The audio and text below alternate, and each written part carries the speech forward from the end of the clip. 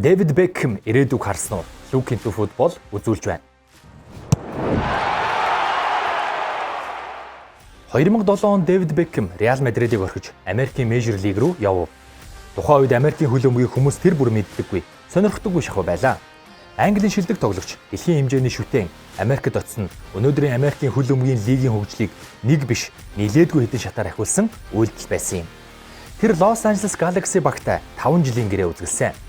Хамгийн сонирхолтой нь тэр багтаага гэрээ хийхдээ ирээдүйн MLS-ийн аль нэг багийг $25 сая хүрэх зүүнээр худалдан авах хувьцаа эзэмших гэрээний нөхцөлийг байгуулж чадсан юм. Тоглогчийн замналаа өндөрлүүлж бизнес рүү, тэр дундаа хөлбөмбөгийн бизнес рүү орсон Бекхэм яг энэ гэрээний заалтаа ашиглан 2018 онд Майами хотод нэгэн шинэ баг бий болгосон нь өнөөдрийн Интер Майами юм. Тухайн үед түүнийг шинэ багтаа болж байгаа гэхэд төдийлөн олон хүн тоогоогүй. Мөн бүх зүйл ихэндээ дардан байсангүй. Цэнгэлтгийн асуудал, мөнгөний асуудал, MLS-ийн дүрм, шүүмжлэл, олон ч хүн түүнийг Интер Майами багтаага хол явахгүй, хизээч энэ баг том клуб болохгүй хэмээн ярьж бичиж байв. Гэвч Дэвид Бекхэм бусдаас өөр зүйлийг харж байлаа.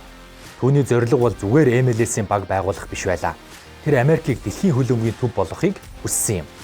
Багийн суурийг баг багаар батбих болгосоор байсан Бекхэм 2023 онд жинхэнэ тесрэлт болсон мэдээг олон нийтэд танилцуулсан нь хөлбөмбөгийн түүхэн дэх хамгийн шилдэг тоглогчдын нэг агуу Лео Месси Америкийн Мейжер лигт тэр дундаа Дэвид Бекхэмийн Интер Майами багт ирэх нь тэр. Арабаас ирсэн асар өндөр үнийн дүнтэй саналаас Месси яагаад татгалцсан бэ гэвэл Мессид Бекхэм ирээдүй харуулсан юм. Америк дахь хөлбөмбөгийн соёл, амьдрахад таатай нөхцөл, мөн Apple, Adidas зэрэг асар том commercial брэндүүдтэй дийл хийх боломжуудыг Мессид Бекхэм олгосон. Месси ирсээс хойш Интер Майамигийн Instagram дагагч хэдхэн хоногт дэлбэрч тасалбарын үн тэнгэрт хадсан. Мейжер лигийн тоглолтын тасалбар маш хурдан зарагдаж, Америкт хөлбөмбөгийн ертөнц тэр чигтээ өөрчлөгдөж эхлэв. Мөн Интер Майами баг Мессиг тойруулан Машероног дасгалжуулагчаар авчирч, Суварез, Бускетс, Хорди Альба, Родриго де Пол гэх мэт супер одыг багтаа авч чадсан. Энэ ч үр дүнгээ өгч Мессигийн баг Америкийн цомын тэмцээн болон лигийн тэмцээндээ төрүүлж чадсан. Лео Месси ч мөн хувь тоглогчийн замналаа гайхалтай өргөжлүүлж, тоглолт бүрт голын дамжуулалт өгч ад жаргалтай байгаагаа хэлсээр л байна. Месси саяхан ердөө 64 тоглолтод 59 гол, 41 голын дамжуулалт өгч 100 голд хамгийн хурдан оролцсон тоглогчоор нэрлэгдсэн юм.